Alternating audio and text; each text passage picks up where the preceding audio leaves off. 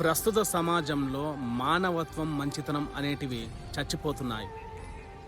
మంచి మనసుతో, మంచితనంతో చేసే కొన్ని కార్యక్రమాలు కొంతమందిని వాటిని డబ్బులుగా మలుచుకొని జేబులు నింపుకునే ప్రయత్నం చేస్తున్నారు. ఉదాహరణకు రక్తదానం కావచ్చు. మనం చేసే రక్తదానం కొంతమంది ప్రముఖుల పుట్టినరోజులు కావచ్చు, వర్ధంతులు కావచ్చు. ఒక మంచి మనసుతో మనం చేసే రక్తదానం అది ఎక్కడ నిల్వ చేస్తున్నారు, అసలు అది వారి చేరాల్సిన వాళ్ళకి చేరుతుందా? అలాగే ఆర్గానిక్ డోనర్స్ కానీ మనం అప్పుడప్పుడు వింటూ ఉంటాం, కిడ్నీ రాకెట్స్ అని చెప్పి బయటపడిందని. బయటపడ్డాయి కొన్ని మాత్రమే, బయటపడని ఎన్నో చీకటి రాజ్యాలు ఏలుతున్నాయి.